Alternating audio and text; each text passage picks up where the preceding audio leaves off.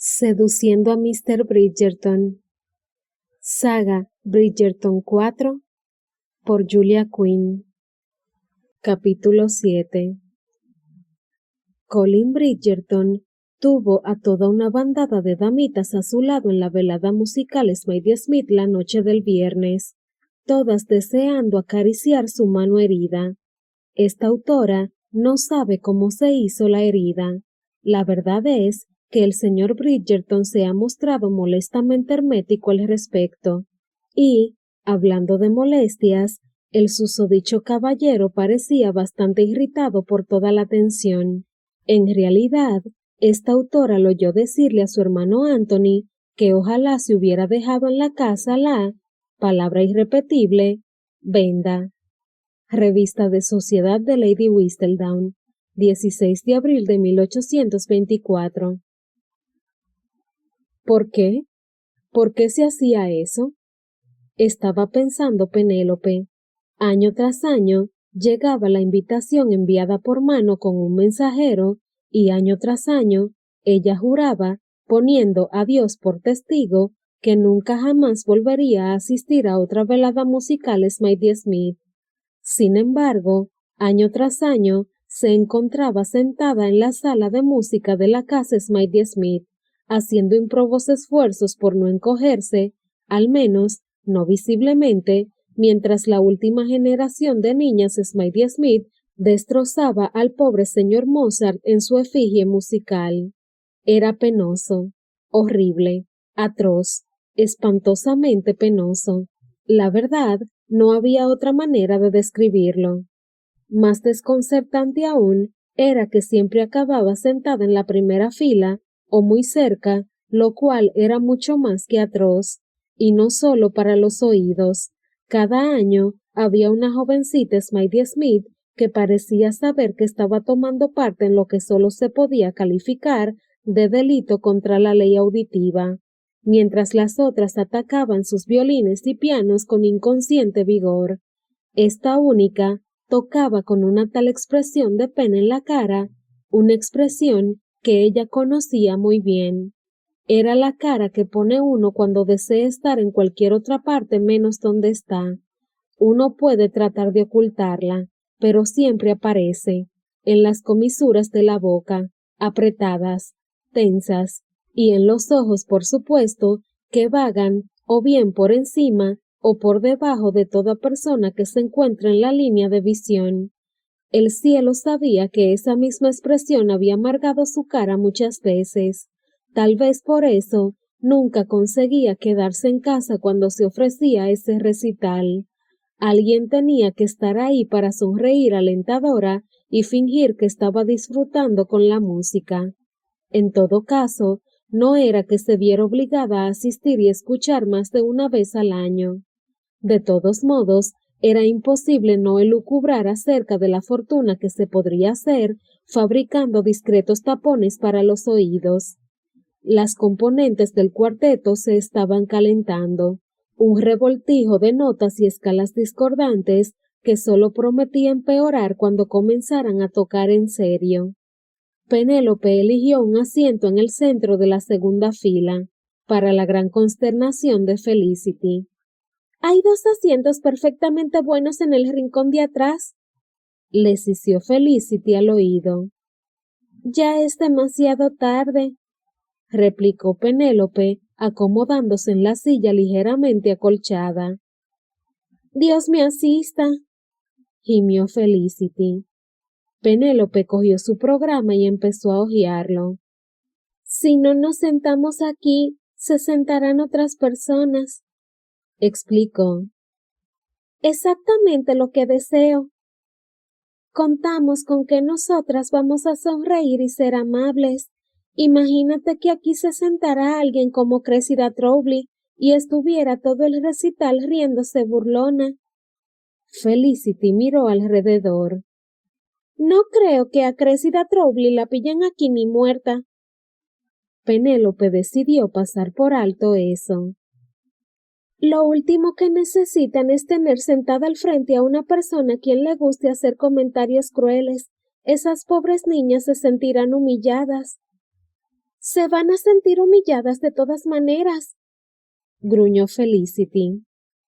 No, al menos no esa, ni aquella, dijo Penélope, señalando a las dos con violines y a la del piano. Pero esa, indicó discretamente a la niña sentada con el violonchelo entre las rodillas. Ya se siente desgraciada. Lo menos que podemos hacer es no empeorarle las cosas, permitiendo que se siente aquí una persona cruel y malévola. Solo la va a destripar Lady Whistledown esta misma semana, masculló Felicity. Penélope abrió la boca para decir algo, pero en ese mismo instante vio que la persona que acababa de ocupar el asiento de al lado era Eloís. —¡Eloís! —le dijo, sonriéndole encantada. —Creí que pensabas quedarte en casa. Eloís hizo una mueca y su piel adquirió un decidido tinte verdoso. No sé explicarlo, pero parece que no puedo no venir. Es como un accidente de coche, simplemente no puedes no mirarlo. O escucharlo, añadió Felicity. ¿Cómo podría darse el caso? Penélope sonrió. No pudo evitarlo. ¿Estaban hablando de Lady Whistledown cuando llegué? Preguntó Eloís. Le dije a Penélope, explicó Felicity inclinándose nada elegantemente por delante de su hermana para hablar en voz baja, que Lady W las va a destrozar esta semana. No lo sé, dijo Eloís pensativa. No elige a las niñas Smiley Smith para hacer sus comentarios cada año. No sé por qué. Yo sé por qué. Cacareó alguien detrás. Eloís, Penélope y Felicity se giraron en sus asientos y tuvieron que echarse atrás al ver moverse el bastón de Lady Danbury demasiado cerca de sus caras. —Lady Danbury —exclamó Penélope, sin poder resistirse a tocarse la nariz, aunque solo fuera para asegurarse de que seguía allí. —Tengo calada a esa Lady Whistledown —dijo Lady Danbury. —¿Sí? —preguntó Felicity. —Tiene muy blando el corazón —continuó la anciana.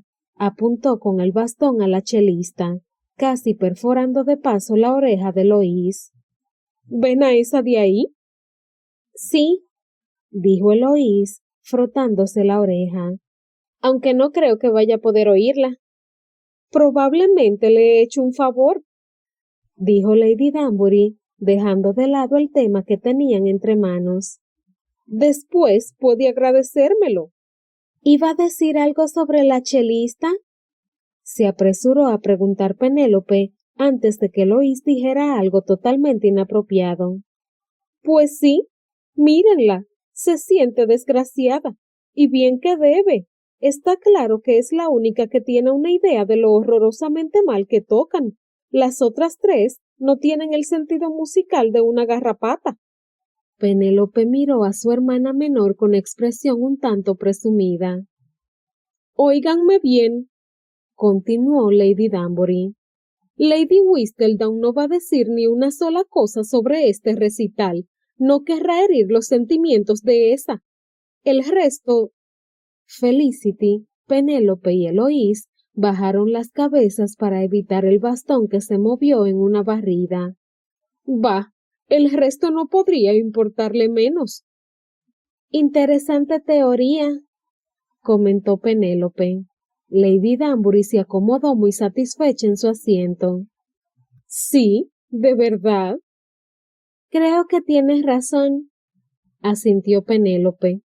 Vaya, normalmente la tengo. Todavía girada en el asiento, Penélope miró primero a Felicity y luego a Eloís. Ese es el mismo motivo de que yo venga a estos infernales recitales año tras año, dijo Penélope. ¿A ver a Lady Danbury? Preguntó Eloís, pestañeando confundida. No, debido a las niñas como ella, señaló a la chelista. Porque sé exactamente cómo se siente. No seas tonta, Penélope, dijo Felicity. Nunca has tocado el piano en público, y en caso de que lo hicieras, tocas muy bien. No me refiero a la música, Felicity. Entonces, a Lady Danbury le ocurrió algo de lo más extraño. Le cambió la cara. Le cambió absoluta y asombrosamente. Se le empañaron y entristecieron los ojos. Se le suavizó la boca, la que normalmente tenía fruncida en las comisuras en gesto sarcástico. Yo fui esa niña también, señorita Featherington, dijo en voz tan baja que Eloís y Felicity tuvieron que acercarse más. Eloís preguntando, «Perdón, no la oí», y Felicity, un menos educado, «¿Qué?». Pero Lady Danbury solo tenía ojos para Penélope. «Por eso vengo año tras año, igual que usted». Y por un momento, Penélope tuvo una extrañísima sensación de conexión con la anciana, lo cual era tonto, porque no tenían nada en común aparte del sexo, ni la edad, ni la posición social, nada, y sin embargo, era como si la condesa la hubiera elegido a ella. ¿Con qué fin? No lograba imaginárselo, pero parecía resuelta a encender una hoguera debajo de su bien ordenada y muchas veces aburrida vida, y ella no podía evitar pensar que eso estaba dando resultado. ¿No es fantástico descubrir que no somos exactamente lo que creíamos ser? Esas palabras de Lady Danbury aquella noche seguían resonando en su cabeza, casi como una letanía, casi como un desafío. ¿Sabe lo que pienso, señorita Featherington?, le dijo Lady Danbury en un tono engañosamente dulce. No podría ni empezar a imaginármelo, dijo Penélope con mucha sinceridad y respeto en la voz. Pienso que usted podría ser Lady Whistledown. Felicity y Eloís ahogaron exclamaciones. A Penélope se le abrió la boca de sorpresa. A nadie se le había ocurrido jamás acusarla de eso. Era increíble, impensable, y bastante halagador en realidad. Notó que los labios se le curvaban en una sonrisa astuta y se inclinó un poco hacia ella, como para comunicarle una noticia de la mayor importancia. Lady Danbury se echó hacia adelante. Felicity y Eloís acercaron las cabezas. ¿Sabe lo que yo pienso, Lady Danbury?, preguntó Penélope en voz muy dulce. Bueno, dijo la anciana con un destello travieso en los ojos. Le diría que estoy sin aliento por la expectación, pero ya me dijo la otra noche que cree que yo soy Lady Whistledown. ¿Lo es? Lady Danbury sonrió pícara. Igual sí. Felicity y Eloís volvieron a exclamar, esta vez más fuerte. A Penélope le dio un vuelco el estómago. ¿Lo reconoce?, preguntó Eloís en un susurro. Pues claro que no, ladró Lady Danbury, enderezando la espalda y golpeando el suelo con el bastón, tan fuerte que las componentes del cuarteto interrumpieron momentáneamente el calentamiento. Y aun si fuera cierto, y no digo si lo es o no lo es, ¿sería tan tonta que lo reconociera? Entonces, ¿por qué dijo? Porque quiero demostrar algo, boba. Y entonces se quedó callada, hasta que Penélope se vio obligada a preguntar, ¿y ese algo es? Lady Danbury las miró a las tres exasperada. Que cualquiera podría ser Lady Whistledown, exclamó, golpeando el suelo con el bastón con renovado vigor. ¡Cualquiera! Bueno, excepto yo, acotó Felicity. Yo estoy segura de que no lo soy. Lady Danbury no honró a Felicity ni siquiera con una mirada. Permítanme que les diga una cosa. Como si pudiéramos impedírselo, dijo Penélope en tono tan dulce que salió como un cumplido. Y, dicha sea la verdad, era un cumplido.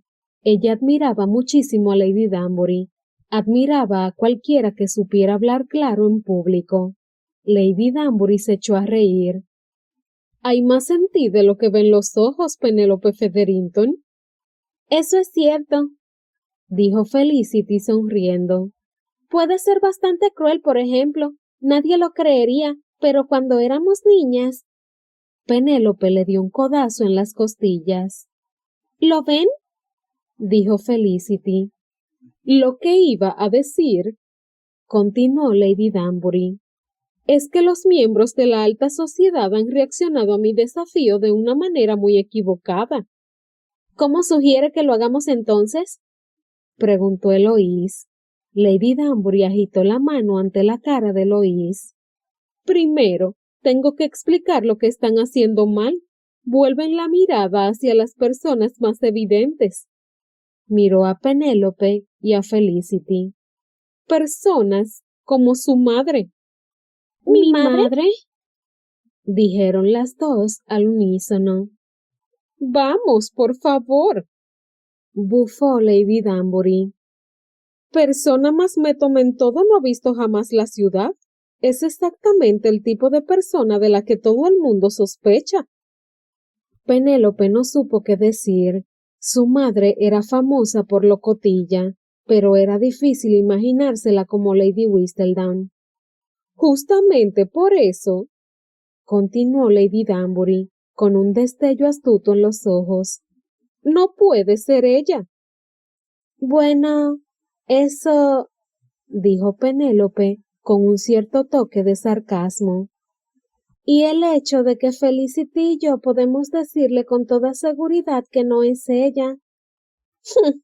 «Si su madre fuera Lady Whistledown, habría encontrado la manera de ocultarlo de ustedes». «¿Mi madre?», dijo Felicity dudosa. «No lo creo». «Lo que quería decir», gruñó Lady Danbury, «antes de todas estas infernales interrupciones». Penélope creyó oír bufar a Eloís. «Es que si Lady Whistledown fuera alguien evidente, ya la habrían descubierto hace tiempo, ¿no les parece?», le contestó el silencio, hasta que quedó claro que era necesaria una reacción. Entonces las tres asintieron con la debida consideración y energía. «Tiene que ser una persona de la que nadie sospeche», dijo la anciana. «Tiene que serlo». Penélope se sorprendió asintiendo otra vez. Eso tenía sentido, de una extraña manera. «Justamente por eso, yo no soy una candidata probable», concluyó triunfalmente Lady Danbury. Penélope entrecerró los ojos sin entender del todo esa lógica. «Perdón, no la sigo». Lady Danbury la obsequió con una mirada de lo más desdeñosa.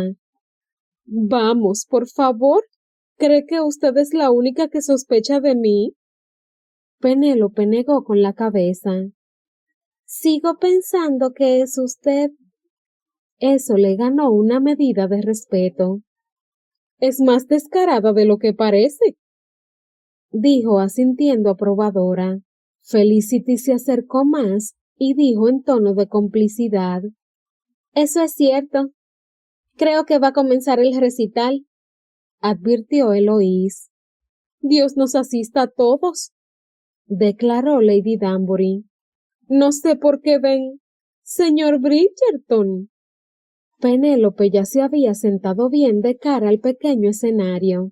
Penélope volvió a girar la cabeza y vio a Colin avanzando hacia la silla desocupada al lado de Lady Danbury, pidiendo disculpas al tocar las rodillas de las personas sentadas, pero sus disculpas iban acompañadas por una de sus letales sonrisas y no menos de 3 damas decididamente se derritieron en sus asientos.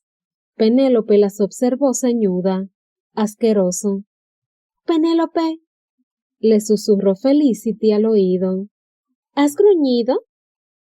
«Colin», dijo Eloís, «no sabía que ibas a venir». Él se encogió de hombros, su cara iluminada por una sonrisa sesgada. «Cambió de opinión en el último minuto. Siempre he sido un gran amante de la música después de todo». lo cual explica tu presencia aquí, dijo Eloís en un tono excepcionalmente sarcástico. Colin solo se dio por aludido, arqueando una ceja y luego mirando a Penélope. Buenas noches, señorita Featherington. Hizo una inclinación hacia Felicity. Señorita Featherington. Penélope tardó un momento en encontrar la voz. Ese mediodía se habían separado de una manera bastante violenta, y ahora él estaba ahí con una sonrisa amistosa. Buenas noches, señor Bridgerton, logró decir al fin. ¿Alguien sabe qué contiene el programa de esta noche? Preguntó él, como si estuviera tremendamente interesado. Penélope tuvo que admirarle eso. Colin tenía una manera de mirar, como indicando que nada en el mundo podía ser más interesante que lo que uno iba a decir. Eso era un verdadero talento, sobre todo en ese momento, cuando todos sabían que de ninguna manera podía importarle qué habían elegido las niñas Smythe Smith para tocar esa noche. Creo que Mozart, contestó Felicity. Casi siempre eligen Mozart. Fantástico, dijo Colin, reclinándose en el asiento como si acabara de terminar una excelente comida. Soy gran admirador de Mozart. En ese caso, cacareó Lady Danbury, dándole un codazo en las costillas.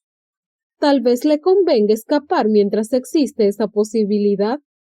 No sea tonta. Estoy seguro de que las niñas tocarán lo mejor posible. Ah, de eso no cabe la menor duda, dijo Eloís en tono ominoso. Shh, musitó Penélope. Creo que están listas para empezar. No se reconoció para sí misma. No estaba terriblemente impaciente por escuchar la versión Smythe Smith de Eine kleine Nachtmusik, pequeña serenata nocturna, pero la presencia de Colin la ponía tremendamente nerviosa. No sabía qué decirle, aparte de que lo que fuera que le dijera, tendría que decirlo delante de Eloís, Felicity y, peor aún, de Lady Danbury. Un mayordomo hizo una ronda apagando algunas velas para indicar que las niñas estaban listas para empezar. Penélope se preparó, tragó saliva de una manera que tal vez podría taparle los canales auditivos interiores. No resultó, y entonces dio comienzo la tortura. Y continuó y continuó. Penélope no sabía discernir qué era más angustioso, si la música o saber que Colin estaba en el asiento de atrás. La nuca le hormigueaba con ese conocimiento, y parecía una loca moviendo los dedos, golpeteando sin piedad el terciopelo azul oscuro de su falda. Cuando por fin terminó su actuación el cuarteto Smythe Smith, 3 de las niñas sonrieron de oreja a oreja ante los educados aplausos, mientras la cuarta, la chelista, daba la impresión de querer meterse reptando debajo de una piedra. Por lo menos a ella, pensó Penélope suspirando, en ninguna de sus fracasadas temporadas nunca la obligaron a exhibir sus deficiencias delante de toda la aristocracia, como a esas niñas. Siempre le permitieron fundirse con las sombras, rondar calladamente por el perímetro del salón, mirando a las demás jovencitas hacer sus turnos en la pista de baile. Ah, sí que su madre la arrastraba aquí y allá, intentando ponerle en el camino de uno u otro caballero elegible, pero eso no era nada, comparado con lo que obligaban a soportar a las niñas Smythe Smith, aunque, con toda sinceridad, 3 de las 4 parecían dichosamente inconscientes de su ineptitud musical. Penélope se limitó a sonreír y aplaudir. De ninguna manera iba a romperle su burbuja colectiva. Y si la teoría de Lady Danbury era correcta, Lady Whistledown no escribiría nada acerca del recital. El aplauso terminó bastante rápido, y muy pronto todos se estaban moviendo de aquí para allá, conversando con sus vecinos y mirando ávidamente la mesa con refrigerios dispuesta en la parte de atrás de la sala. Limonada, se dijo. Perfecto. Tenía un calor horrible. La verdad, ¿En qué estaría pensando cuando se puso ese vestido de terciopelo para esa noche tan calurosa? Y una bebida fresca sería exactamente lo que necesitaba para sentirse mejor, por no decir que Colin estaba atrapado conversando con Lady Danbury, así que era el momento ideal para escapar. Pero justo en el momento en que logró tener un vaso con limonada en la mano y bebió un poco, oyó la voz dolorosamente conocida de Colin detrás de ella, musitando su nombre. Se giró y antes de darse cuenta de lo que decía, dijo: Lo siento. ¿Sí? Sí, al menos eso creo. A él se le formaron diminutas arruguitas en las comisuras de los ojos. La conversación se va poniendo más interesante por segundos. Colin, Él le ofreció el brazo. ¿Me acompañas a dar una vuelta por la sala, por favor? no creo que... Él acercó más el brazo, solo unas pulgadas, pero el mensaje era claro. Por favor. Ella asintió y dejó el vaso en la mesa. Muy bien. Llevaban casi un minuto caminando en silencio cuando él dijo: Quiero pedirte disculpas. Fui yo la que salí como un huracán del salón. Él la dio la cabeza y ella vio una sonrisa indulgente esbozada en sus labios. Yo no diría como un huracán. Penélope frunció el ceño. Tal vez no debería haber salido tan enfadada, pero puesto que ya lo había hecho, se sentía curiosamente orgullosa. No todos los días tiene una mujer como ella la oportunidad de hacer una salida tan espectacular. Bueno, no debería haber sido tan grosera, musitó ella, aunque ya no lo decía en serio. Él arqueó una ceja y fue evidente que decidió no continuar con eso. Quiero pedirte disculpas por portarme como un niño llorón. Penélope se tropezó con el pie. Él la ayudó a recuperar el equilibrio y continuó. Sé que tengo muchísimas cosas en mi vida por las que debería estar agradecido, por las que estoy agradecido. Enmendó, con una sonrisa que no era una verdadera sonrisa, sino más un gesto de azoramiento. Fue imperdonablemente grosero que me quejara ante ti. No, he estado toda la tarde pensando en lo que dijiste y, aunque yo... Tragó saliva y se pasó la lengua por los labios que sentía totalmente secos. Se había pasado toda la tarde pensando en las palabras adecuadas y creía haberlas encontrado, pero al estar él ahí a su lado, no le venía ninguna a la cabeza. ¿Necesitas otro vaso de limonada? Le preguntó Colin solícito. Ella negó con la cabeza. Tienes todo el derecho a tus sentimientos, dijo ella a borbotones. Puede que no sean los que sentiría yo si estuviera en tu lugar, pero tienes todo el derecho a sentirlos. Pero... Se interrumpió y Colin cayó en la cuenta de que se sentía bastante desesperado por saber qué había pensado decirle. ¿Pero qué, Penélope? No tiene importancia. Para mí tiene importancia, Penélope. Tenía la mano en su brazo, así que se lo apretó suavemente para indicarle que lo decía en serio. Esperó un buen rato, y justo cuando estaba pensando que ella no iba a contestar, cuando ya creía que se le iba a romper la cara por la sonrisa que mantenía con sumo cuidado en los labios, al fin y al cabo estaban en público, y no iría nada bien provocar comentarios y elucubraciones pareciendo apremiante y perturbado, ella suspiró. Fue un sonido hermoso, curiosamente consolador, suave, juicioso, y lo hizo desear mirarla más detenidamente, para verle la mente, para oír los ritmos de su alma. Colin, dijo ella en voz baja, si te sientes frustrado con tu situación actual, deberías hacer algo para cambiarla. Es así de sencillo. Eso es lo que hago, dijo él, con un despreocupado encogimiento del hombro que no daba al lado de ella. Mi madre me acusa de coger y marcharme del país por puro capricho, pero la verdad es que lo haces cuando te sientes frustrado, terminó ella. Él asintió.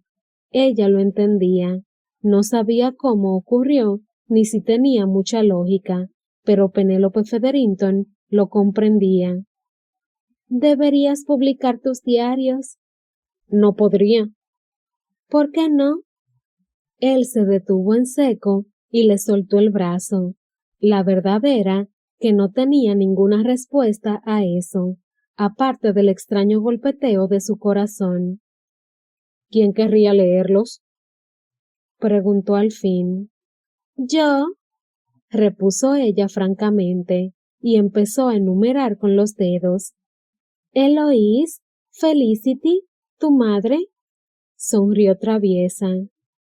Lady Whistledown, no me cabe duda, escribe muchísimo acerca de ti. Su buen humor era contagioso, y él no pudo reprimir una sonrisa. Penélope, no vale si las únicas personas que compran el libro son las que conozco. ¿Por qué no? Se le curvaron los labios. Conoces a muchísima gente. Vamos, si solo cuentas a los Bridgerton. Él le cogió la mano. No supo por qué, pero se la cogió. Penélope, basta. Ella se rió. Creo que Eloise me dijo que tienen montones de primos también y... Basta, advirtió él, pero estaba sonriendo. Penélope se miró la mano en la de él y añadió. Muchas personas querrán leer acerca de tus viajes. Tal vez, al principio solo lo desearán porque eres una figura muy conocida en Londres, pero no llevará mucho tiempo que todo el mundo se dé cuenta de lo buen escritor que eres, y entonces gritarán pidiendo más. No quiero ser un éxito debido al apellido Bridgerton, replicó él. Ella retiró la mano de la de él y se la plantó en la cadera. ¿No me has escuchado? Acabo de decirte que... ¿De qué están hablando ustedes dos? Era Eloise, con una expresión de mucha curiosidad. De nada. De nada, dijeron los dos al mismo tiempo. No me insulten, bufó Eloise. No era de nada. Penélope parecía a punto de estallar en llamas en cualquier momento. Lo que pasa es que tu hermano está muy obtuso, explicó Penélope. Bueno, eso no es nada nuevo. Un momento, exclamó Colin. ¿Y en qué está obtuso ahora? Preguntó Eloise como si no hubiera oído a Colin. Es un asunto privado, dijo Colin entre dientes. Lo cual lo hace mucho más interesante, explicó Eloise y miró a Penélope expectante. Lo siento, no puedo decirlo, dijo Penélope. No lo puedo creer, exclamó Eloise. ¿No me lo vas a decir? No, contestó Penélope, sintiéndose curiosamente satisfecha consigo misma. No me lo puedo creer. No me lo puedo creer, repitió Eloise, mirando a su hermano. ¿No lo puedo creer? Pues créelo, dijo él, esbozando una leve sonrisa satisfecha. ¿Me ocultas secretos? Él arqueó las cejas. ¿Creías que te lo decía todo? No, claro que no, dijo ella ceñuda. Pero pensé que Penélope sí. Pero es que este no es un secreto mío, dijo Penélope. Es de Colin. Creo que el planeta ha cambiado la inclinación de su eje, dijo Eloise. O tal vez Inglaterra ha chocado con Francia. Lo único que sé es que este no es el mismo mundo en que habitaba esta mañana. Penélope no lo pudo evitar. Se echó a reír. ¿Y encima te ríes de mí? añadió Eloise. No, no, dijo Penélope sin dejar de reír. No, de verdad que no. ¿Sabes lo que necesitas? preguntó Colin. ¿Quién? ¿Yo? preguntó Eloise. Un marido, contestó él asintiendo. Eres tan terrible como madre. Podría ser mucho peor si pusiera empeño. De eso no me cabe la menor duda. ¡Basta!, exclamó Penélope, ya riendo casi a carcajadas. Los dos la miraron expectante, como diciendo, ¿ahora qué? Me alegra muchísimo haber venido a esta velada, dijo Penélope. Las palabras le salieron solas, como por voluntad propia. No logro recordar una velada más agradable. De verdad que no lo logro. Varias horas después, cuando Colin yacía en su cama contemplando el cielo raso de su dormitorio en la casa recién alquilada de Bloomsbury, se le ocurrió que él se sentía exactamente igual.